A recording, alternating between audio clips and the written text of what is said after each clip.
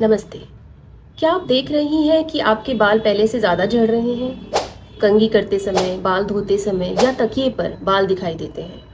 महिलाओं में बाल झड़ना एक बहुत आम है, लेकिन हर हेयर फॉल एक जैसा नहीं होता।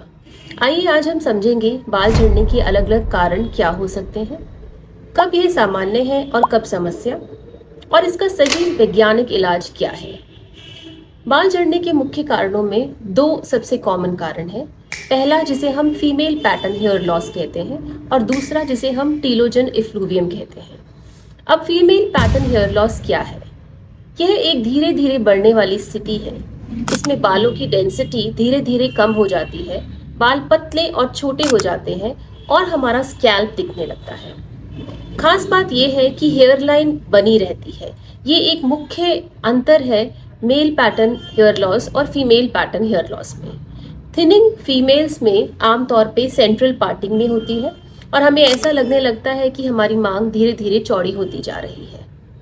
इसका मुख्य कारण है एंड्रोजन हार्मोन्स का इफेक्ट और जेनेटिक टेंडेंसी। इससे हमारा ये मतलब है कि अगर आपकी फैमिली में बाकी फीमेल्स या बाकी लेडीज़ के बालों में हेयर पार्टिंग थिन है तो ऐसा हो सकता है कि आपको भी आगे जाकर फीमेल पैटर्न हेयर लॉस हो जाए।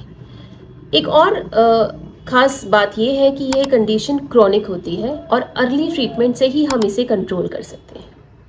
दूसरी तरह का हेयर फॉल जिसके बारे में हमने बात की थी वो है टीलोजन इफ्लूवियम।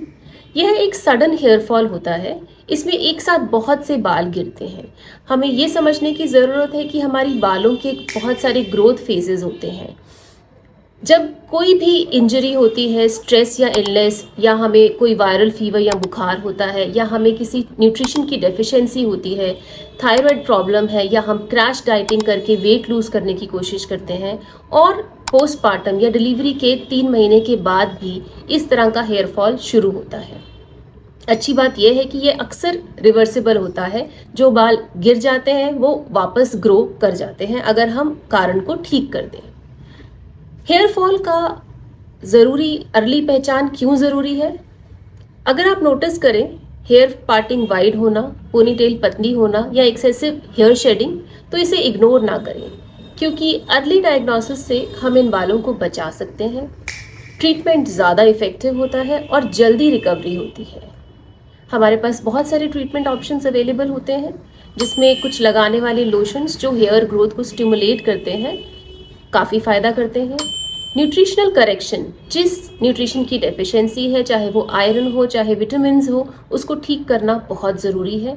कभी कभी hormonal treatment, specially female pattern hair loss के केसेस में हमें पेशेंट्स को हार्मोनल ट्रीटमेंट देने की भी ज़रूरत पड़ती है।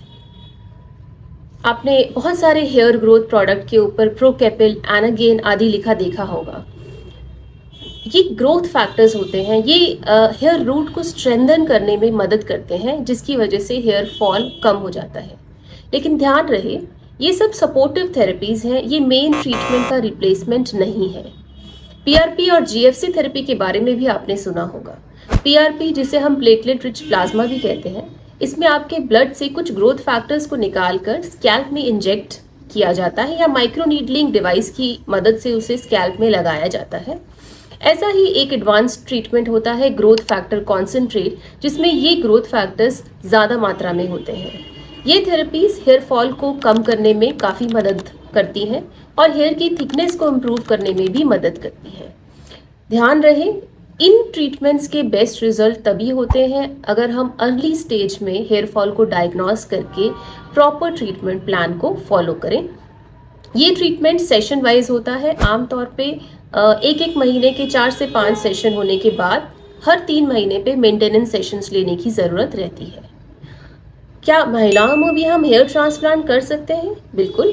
ये सिलेक्टिव केसेस में किया जाता है, खासकर तब जब हेयर थिनिंग स्टेबल हो और डोनर एरिया, जो कि आसपास के बाल, बहुत अच्छा हो। यह एक कॉस्मेटिक सोल्यूशन है, लेकिन हर पेशेंट के लिए सुटेबल नहीं होता।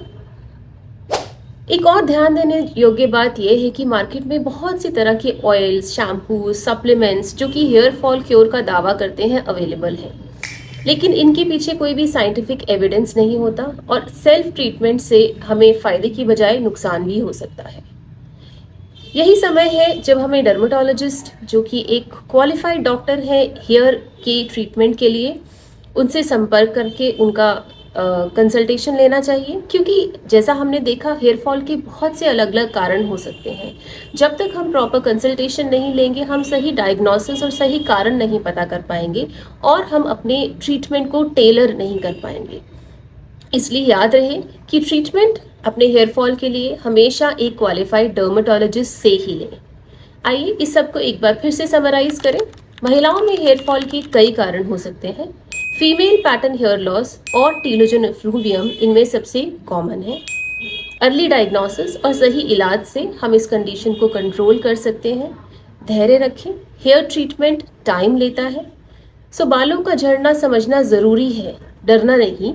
सही कारण पहचान कर सही इलाज से ही बड़ा समाधान संभव है। धन्यवाद।